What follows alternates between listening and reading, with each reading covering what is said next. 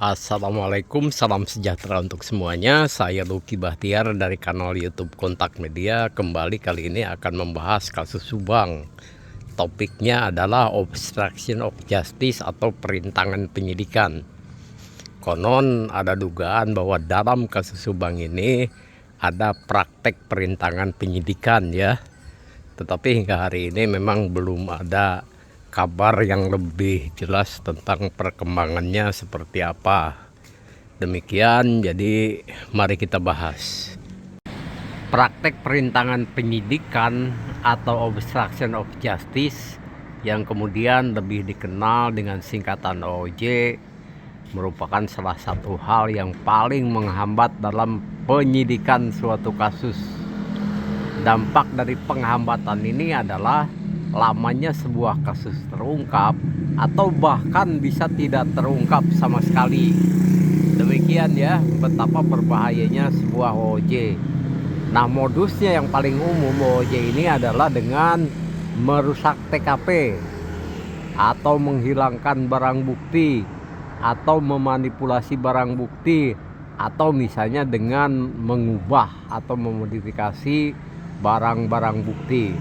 Nah, dengan berubahnya atau hilangnya atau rusaknya barang bukti, maka nanti susah untuk mendapatkan alat bukti.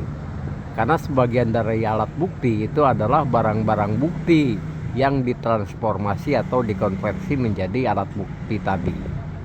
Praktek OJ ini bisa dilakukan oleh masyarakat sipil atau oleh oknum aparat atau oleh gabungan dari keduanya. Nah, kemudian yang pasti OJ ini akan dilakukan pasca pembunuhan terjadi. Yang disebut pasca artinya bisa saja beberapa menit setelah pembunuhan terjadi. Kemudian bisa berkesinambungan disusul pada hari-hari berikutnya sampai benar-benar si para pelaku itu merasa aman ya. Jadi kan kalau misalnya pembunuhan berencana itu terdiri dari komplotan ya. Jadi komplotan itu nanti ada bagi-bagi tugas. Nah, sehingga mereka itu merasa, waduh ini sih sudah nampaknya sudah aman. Jadi OJ-nya itu dihentikan.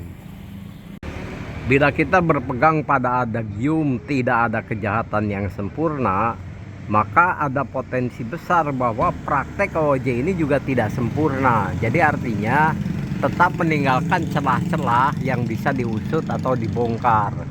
Katakanlah sebuah tindak kejahatan itu pada akhirnya terbongkar secara perlahan-lahan sehingga bisa dibawa ke persidangan.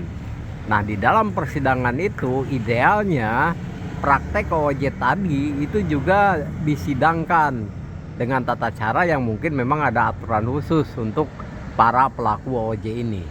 Baik, kita berbicara tentang hal yang lain dulu, yaitu tentang wujud keadilan dan rasa keadilan. Untuk menggambarkannya, misalnya saya mengambil contoh makanan bakwan ya. Yang namanya bakwan itu kan ada wujudnya. Kemudian bakwan itu juga ada rasanya. Maka seperti itulah kira-kira saya menganalogikan tentang wujud keadilan dan rasa keadilan. Ketika misalnya dalam kasus Jessica Kumala Wongso, itu wujud keadilannya adalah ketika Jessica divonis. Nah, divonis berapa lama itu adalah rasa keadilan. Jika tidak salah ini disampaikan oleh jaksa penuntut umum, mengapa hanya menghukum ya atau menuntut Jessica itu 20 tahun. Itu juga menurut mereka didasari oleh rasa keadilan. Lalu apa hubungannya dengan OJ ini? Begini ceritanya. Misalnya saja kasus Subang itu telah divonis tentang siapa yang bersalah. Misalnya si A, si B, si C, si D dan lain sebagainya itu telah dilakukan vonis. Itu adalah wujud keadilannya. Kemudian rasa keadilannya itu adalah menyangkut berapa lama mereka dihukum.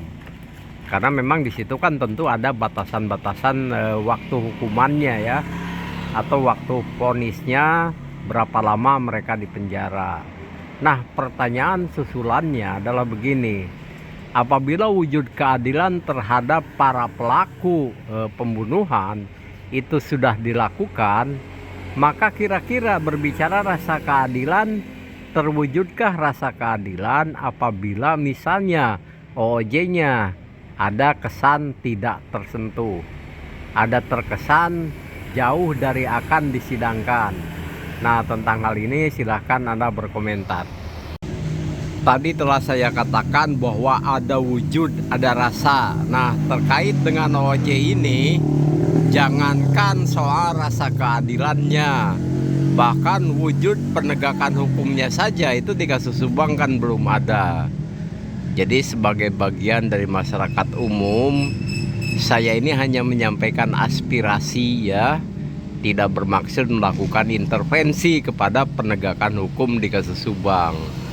Aspirasi saya adalah semoga OOJ ini segera ditindaklanjuti apapun bentuknya. Jadi saya tidak akan menyebutkan secara spesifik apa saja, melainkan memang secara umum. Demikian saja konten ringan dari saya. Mohon maaf apabila ada salah-salah kata atau kalimat-kalimat yang tidak mudah untuk dipahami. Saya Lucky Bahtiar dari Kontak Media. Wassalamualaikum.